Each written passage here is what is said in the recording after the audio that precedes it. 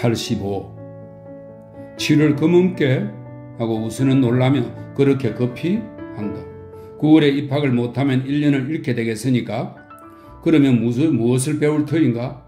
가보아야 알겠지만은 교육을 연구하려네. 내가 지금껏 경험한 것도 교육이요. 또 지금 조선에 제일 중요한 것도 교육인 듯하고 하니까 힘껏 시인교육을 연구해서 일생 교육에 종사하려 하네. 교육이라 하면? 물론 교육이라 하면 소학교육과 중학교육을 의미하는 것이지 지금 조선은 정이 페스탈로치를 기다리는 맨 때인 줄 아네. 조선 사람을 전혀 새 조선 사람을 만들려면 교육밖에 무엇으로 하겠나? 어느 시대 어느 나라가 아니 그렇겠냐마는 더구나 시급히 낡은 조선을 버리고 신무명한 신조선을 만들어야 할 조선에서는 만일이다 교육을 위하여 힘써야 할 줄 아네. 자네도 문필에 종사하는 터니 아무쪼록 교육열을 고취해 주게. 지금 교육은 참 보잘것이 없느니 그러면 4년 동안 교육만 연구할 터인가? 4년이 길어 보이나? 충분히 연구하려면 10년도 부족할 것일세? 그런 줄은 나도 아내만은 교육 한 가지만 연구하겠는가 말일세? 물론 거기 관련하여 다른 공부도 하지만은 교육을 중심으로 하고 공부한다 말일세. 특별히 사회 제도와 윤리학에 힘을 쓸라네.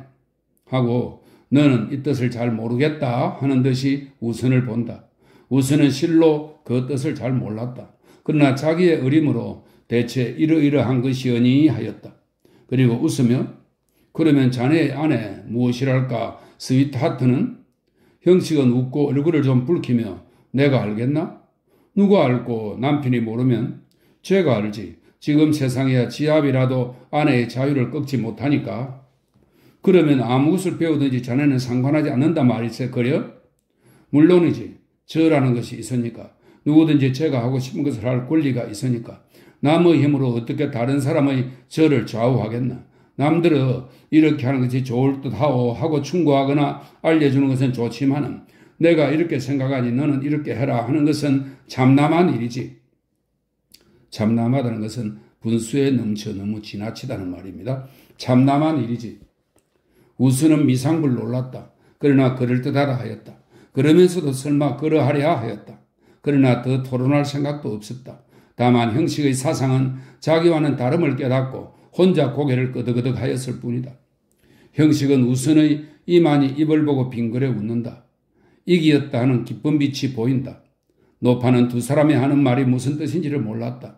다만 형식이가 어디로 간다는 줄만 알았을 뿐이다. 세 사람은 각각 딴 세상 사람이다.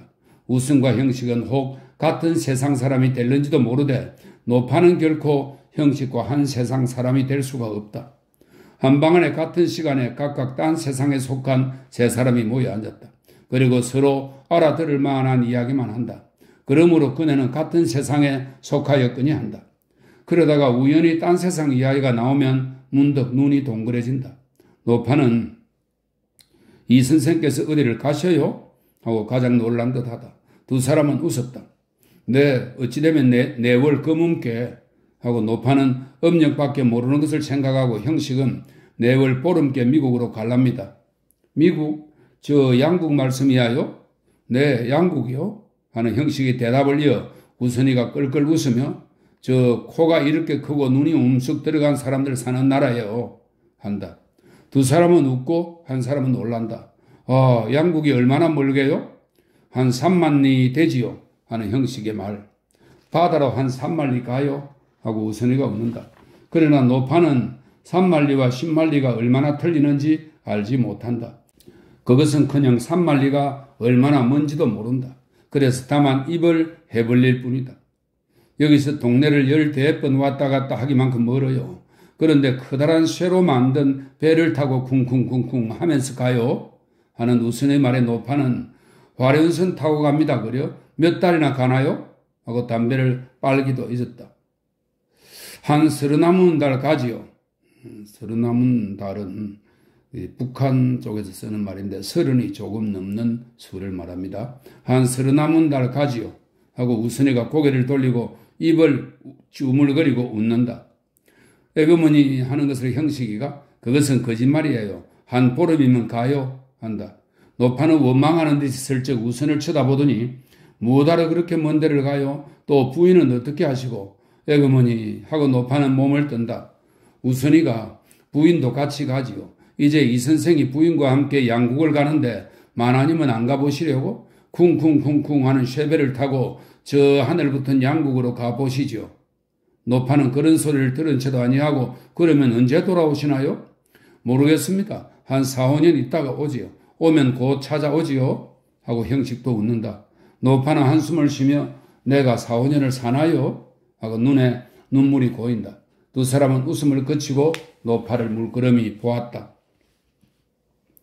86. 이제는 영체의 말을 좀 하자. 영체는 과연 대동강의 푸른 물결을 헤치고 용궁의 객이 되었는가? 독자 여러분 중에는 아마 영체의 죽은 것을 슬퍼하여 눈물을 흘리신 이도 있을지요.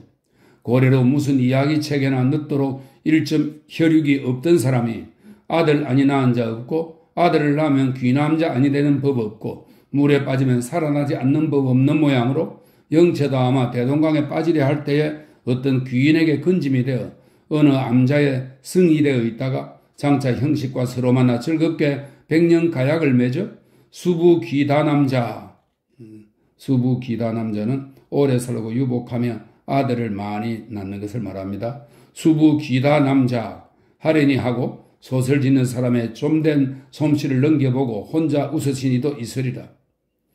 혹 영체가 빠져 죽는 것이 마땅하다 하여 영체가 평양으로 간 것을 칭찬하신 이도 있을지요. 빠져 죽을 까닭이 없다 하여 영체의 행동을 아깝게 여기실 이도 있으리다. 이렇게 여러 가지로 독자 여러분의 생각하시는 바와 내가 장차 쓰려 하는 영체의 소식이 어떻게 합하며 어떻게 틀릴지는 모르지만은 여러분의 하신 생각과 내가 한 생각이 다른 것을 비교해 보는 것도 매우 흥미있는 일일 듯하다. 부산서부 또는 이등차실은 손님의 대부분을 남대문에 내리우고 영체의 탐방에는 남녀 합하여 5, 6인밖에 없었다. 영체는 한편 구석에 자리를 잡고 차가 떠나자 얼굴을 남에게 아니 보이려는 듯이 차창으로 머리를 내밀어 시원한 바람을 쏘이며 남산의 바깥을 바라보았다. 그러나 별로 그의 주의를 끄는 것도 없었다. 그는 다만 같이 탄 사람에게 얼굴을 보이기가 싫어서 멀거니 휙휙 지나가는 매와 덜을 보고 있었을 뿐이다. 별로 슬프지도 아니하고 괴롭지도 아니하였다. 고운한 잠을 반쯤 깬 모양으로 정신이 희미하였다. 꿈속 같기도 하였다. 노파와 두어 동무의 작별을 받을 때에는 슬프기도 하였다. 자기의 신세가 애달프기도 하였다. 자기는 20년 살아오던 세상을 버리고 죽으러 간다는 생각이 푹푹 가슴을 쑤셔내는 듯도 하였다. 그러다가 마음에 맞지 아니하는 괴로운 세상을 버리고 마는 것이 시원한 듯도 하였다. 그래서 영체의 머릿속은 마치 물 끓는 듯 하였다.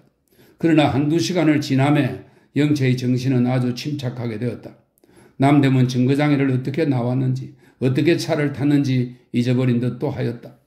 남대문을 떠난 지가 여러 10년 된 것 같기도 하고 노파와 동무의 얼굴이 마치 여러 10년 전에 보던 얼굴같이 희미하여진다.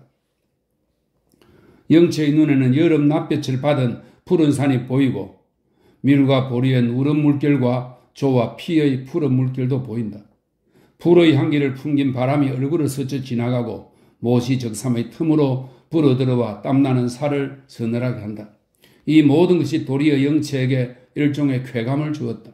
그래서 영체는 꿈꾸는 사람 모양으로 안 보이는 것을 보려고도 보이는 것을 안 보려고도 하지 아니하고 눈에 들어오는 대로 보고 귀에 들어오는 대로 들었다. 그리고 자기가 어디로 가는 것이며 무엇하러 가는지도 몰랐다. 그러나 이따금 나는 죽으러 간다는 생각이 난다. 그러면 영체는 죽었다 살아나는 듯이 한번 눈을 깜빡하고 진저리를 친다. 그러고는 집 생각과 평양 생각과 형식의 생각이 쑥 나온다. 그러나 조금씩 나오다가는 얼른 쓰러지고 또 여전히 꿈꾸는 사람과 같이 된다. 그러다가는 혹 청량리의 광경이 눈에 보인다. 그 짐승 같은 사람들이 자기의 손목을 잡아 끌던 생각이 나고는 혀로 입술을 빨아본다. 조금 힘을 들여 빨면 짭짤한 피가 입에 들어온다.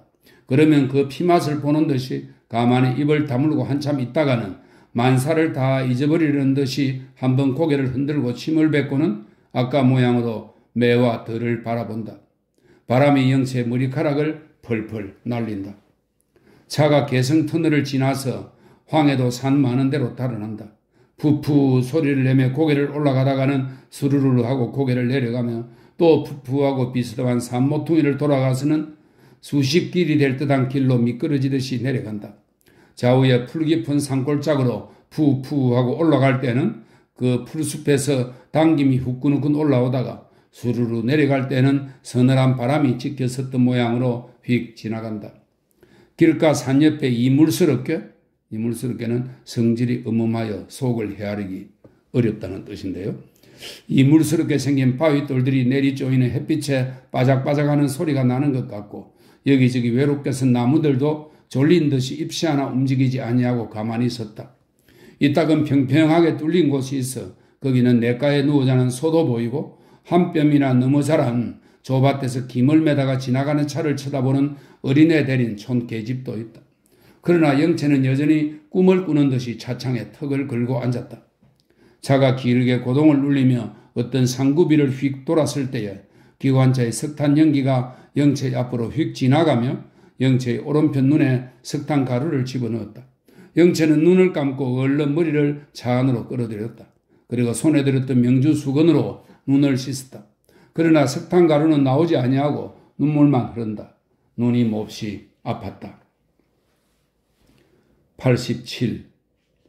영채는 수건으로 눈을 씻으며 얼굴을 찌푸리고 속으로 에구 아파 하였다. 석탄 가루가 처음에는 눈 우시울 속에 들어간 듯, 우시울은 윗 눈시울이 북한어입니다.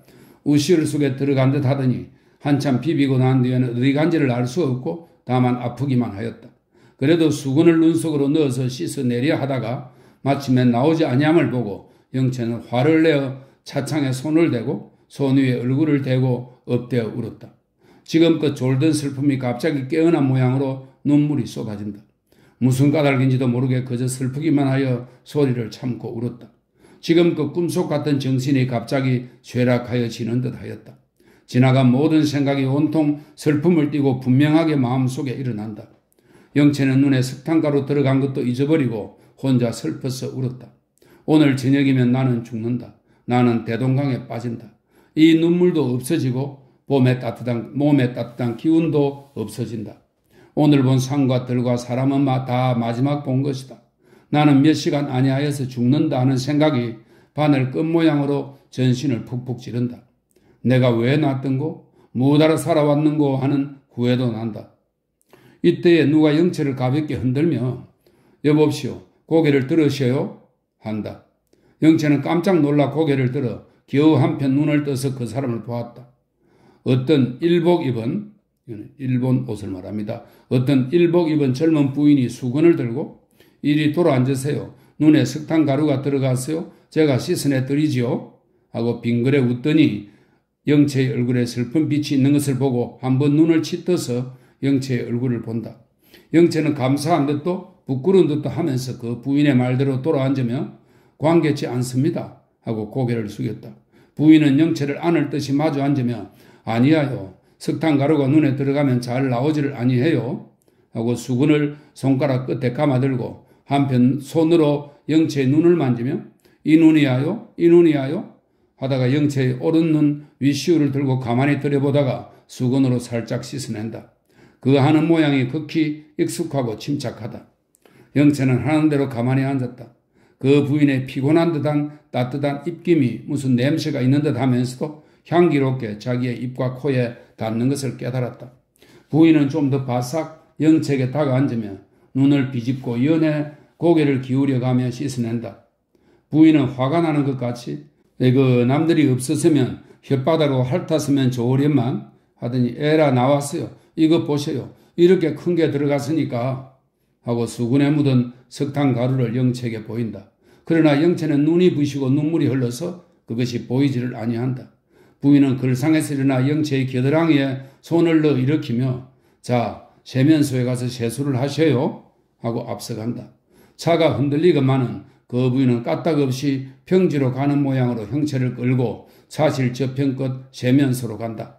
가다가 차실 중간쯤에서 자기와 같이 앉았던 양복 입은 소년에게서 비누와 수건을 받아 들고 간다.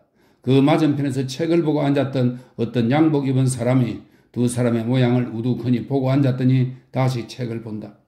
영채는 비틀비틀하면서 그 부인의 뒤를 따라 세면소에 갔다. 부인은 대리석판에 백설 같은 자기로 만든 세면기에 물을 따라 손으로 휘휘 저 한번 부시어내고 맑은 물을 가득히 부어놓은 후에 비눗갑을 열어놓고 붉은 줄 있는 큰 타월로 영채의 어깨와 옷깃을 가려주고 한 손으로 영채의 허리를 안는 듯이 영채의 몸을 자기의 몸에 기대게 하고 자, 비누로 활활 씻읍시오 하고 물구름이 영채의 반질반질한 머리와 꽃 비녀와 하얀 목과 등을 보며 어떤 사람인가 하여 보다가 이따금 영채의 어깨를 가린 수건도 바로잡아주고 귀 밑으로 흘러내린 머리카락도 걷어 올려준다.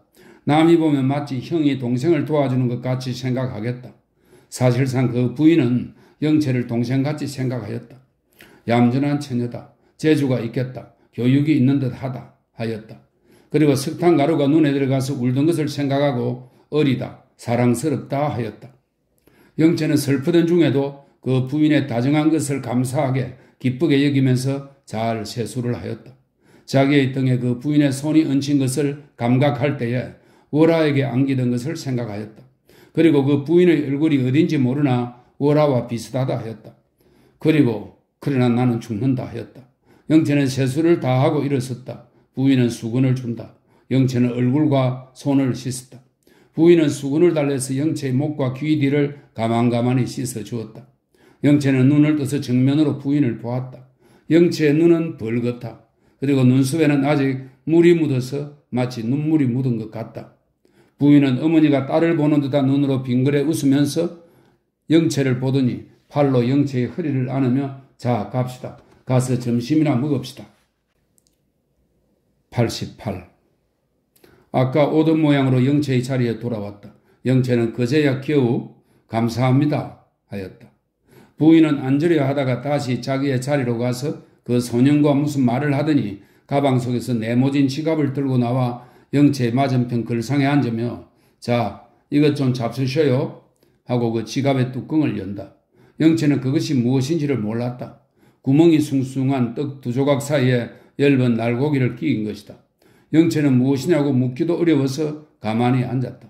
부인은 슬쩍 영채의 눈을 보더니 속으로 너가 이것을 모르는구나 하면서 영채에게 묻기를 권하며 어디로 가십니까? 하고 자기가 먼저 하나를 집어먹으며 자 잡수세요 한다. 평양 갑니다 하고 영채도 한 개를 집어서 그 부인이 먹는 모양으로 먹었다. 처음에는 어떻게 먹는 것인지 몰랐었다. 댁이 평양이시하요? 하고 부인은 또 하나를 집는다. 영채는 어떻게 대답할지를 몰랐다. 나도 집이 있나 하였다. 그러나 집이 있다 하면 노파의 집이다 하여 고개를 돌리며 네 평양에 있다가 지금 서울 와 있어요 하고 영채는 집었던 것을 다 먹고 가만히 앉았다. 자 어서 잡수셔요 하고 부인이 집어줄 때야 또 하나를 받아 먹었다. 별로 맛은 없으나 그 새에 낀 짭짤한 고기 맛이 관계치 않고 전체가 특별한 맛은 없으면서도 무엇인지 알 수 없는 운치 있는 맛이 있다 했다. 부인은 또 한 개를 집어 안팎 옆을 한번 뒤쳐보고 그런데 방학이 되었어요? 나를 여학생으로 아는구나 하고 한껏 부끄러웠다. 그리고 이 일본 부인이 어떻게 이렇게 조선말을 잘하나 하다가 너무도 조선말을 잘함을 보고 옳지 일본 가 있는 조선 여학생이로구나 하면서 아니에요. 잠깐 다니러 갑니다. 저는 학교에 아니 다녀요. 그러면 벌써 졸업하셨어요? 어느 학교에 다니셨어요? 숙명이요? 진명이요? 아무 학교에도 아니 다녔어요. 이 말에 그 부인은 입에 떡을 문 채로 씹으려고도 아니하고 우두커니 앉아서 영채를 본다. 그러면 이 여자는 무엇일까 하였다. 남의 첩이라는 생각도 난다. 학교에 아니 다녔단 말에 다소 경멸하는 생각도 나나 또 그것이 어떤 계집인지 알아보고 싶은 호기심도 난다. 그러나 어떻게 물어보아야 할지를 몰라 한참 생각하다가 그러면 평양에는 친척이 계셔요? 영채도 어떻게 대답을 할 것인지 모른다.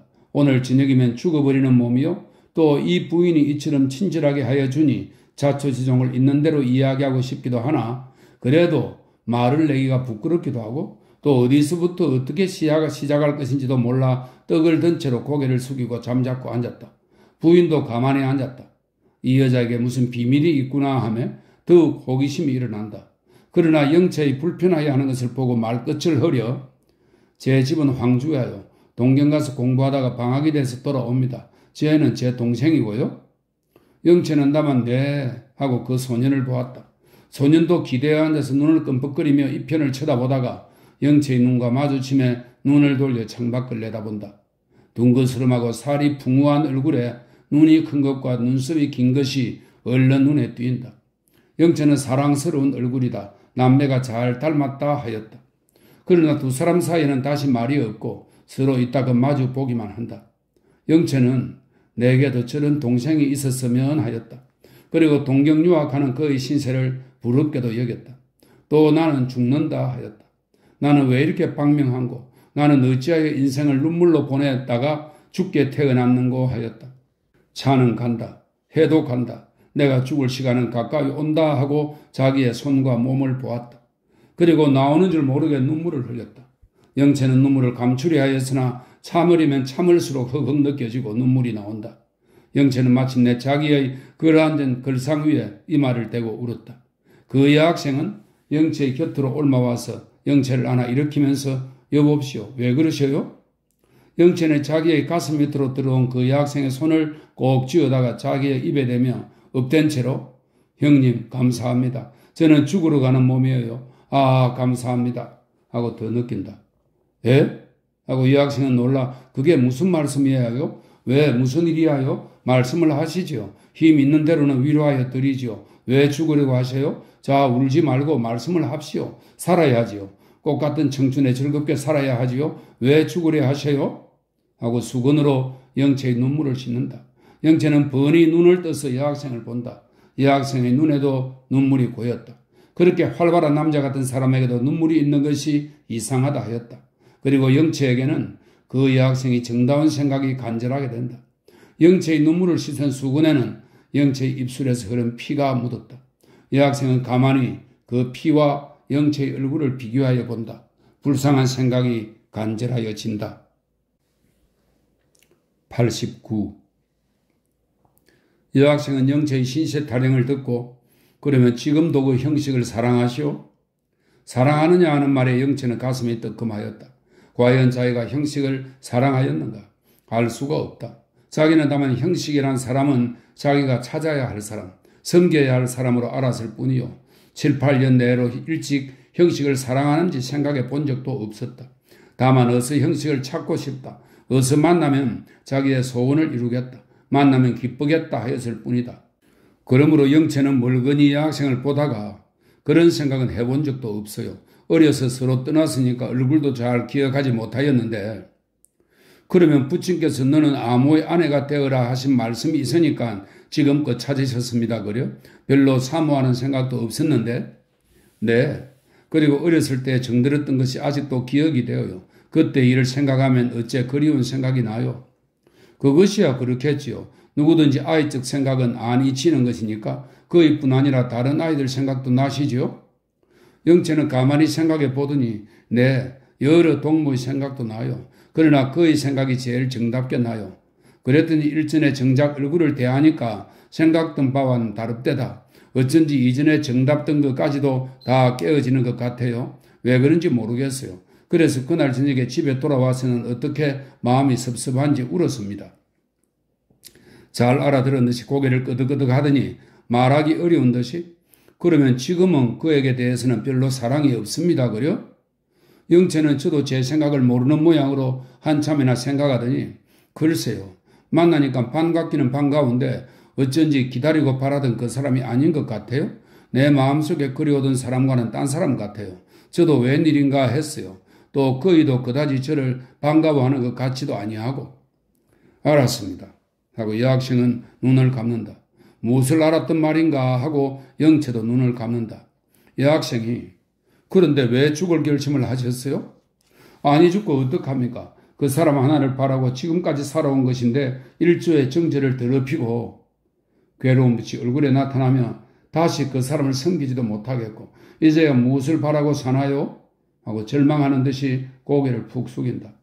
나는 그것이 죽을 이유라고는 생각지 아니합니다. 그러면 어찌하고요? 살지요? 왜 죽어요? 영채는 깜짝 놀라 여학생을 본다. 여학생은 힘있는 목소리로 첫째, 영채 씨는 속아 살아왔어요. 이 형식이라는 사람을 사랑하지도 아니하면서 공연히 정제를 지켜왔어요.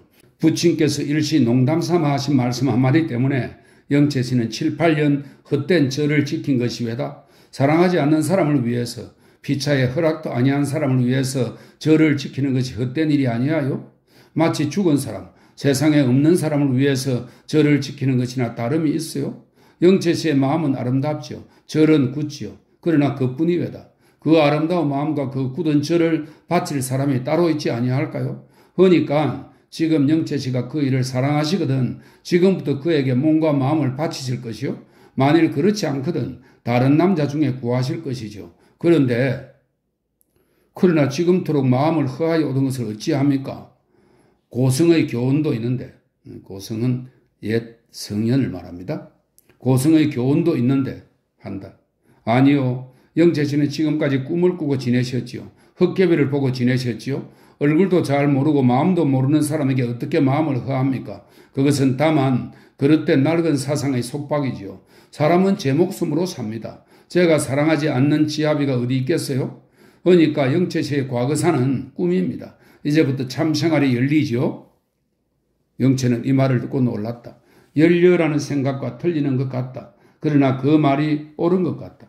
과연 지금토록 일찍 형식을 사랑한 적은 없었고 다만 헛개비로 제 마음에 드는 사람을 만들어 놓고 그 사람의 이름을 형식이라고 짓고 그러고는 그 사람과 진정 형식과 같은 사람으로 생각하고 그 사람을 찾는 대신 이 형식을 찾다가 이 형식을 보며 그 사람이 아닌 줄을 깨닫고 실망하고 나서는 이제는 영구히 형식을 보지 못하겠구나 하고 실망한 것이라.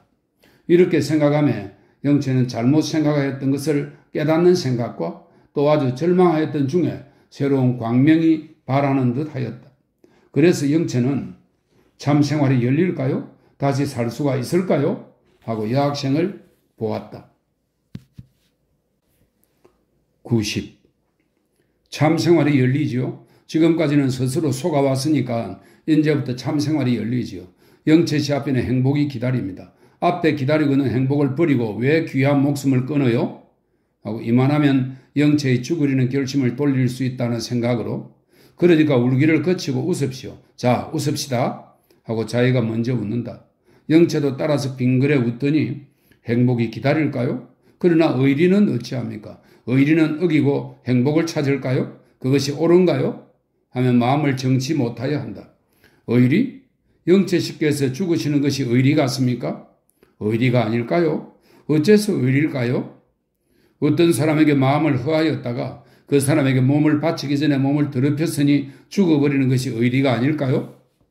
옳다, 떼었다 하는 듯이 여학생이 그러면 몇 가지를 물어보겠습니다. 첫째, 이 씨에게 마음을 허하신 것이 영채 씨 오니까? 다시 말하면 영채 씨가 당신의 생각으로 마음을 허한 것입니까? 또는 부친의 말씀 한마디가 허한 것입니까? 그게야 물론 아버지께서 허하신 게지요. 그러면 부친의 말씀 한마디로 영채 씨의 일생을 작정한 것이 오구려? 그렇지요. 그것이 삼종지도가 아닙니까? 삼종지도는 예전에 여자가 지키야 했던 도리이죠. 어려서는 아버지, 시집 가서는 남편을, 남편 죽은 후에는 아들을 따르는 것을 이릅니다. 그것이 삼종지도가 아닙니까? 그 삼종지도라는 것이 여러 천년간 여러 천만 여자를 죽이고 또 여러 천만 남자를 불행하게 하였어요. 그 원수의 글자 몇 자가. 영채는 놀라며 그러면 삼종지도가 그러단 말씀이야요? 부모의 말에 순종하는 것이 자식의 도리겠지요. 지아비의 말에 순종하는 것이 아내의 도리겠지요. 그러나 부모의 말보다도 자식의 일생이 지아비의 말보다도 아내의 일생이 더 중하지 아니할까요? 다른 사람의 뜻을 위하여 제 일생을 결정하는 것은 저를 죽임이외다. 그야말로 인도의 죄라 합니다. 더구나 부사종자, 부사종자는 지아비가 죽으면 아들을 따라야 한다는 뜻입니다. 부사종자라는 말은 참 남자의 포악을 표함이외다. 여자의 인격을 무시하는 말이외다. 어머니는 아들을 가르치고 단속함이 마땅하외다. 어머니가 자식에게 복종하는 그런 비리가 어디 있어요?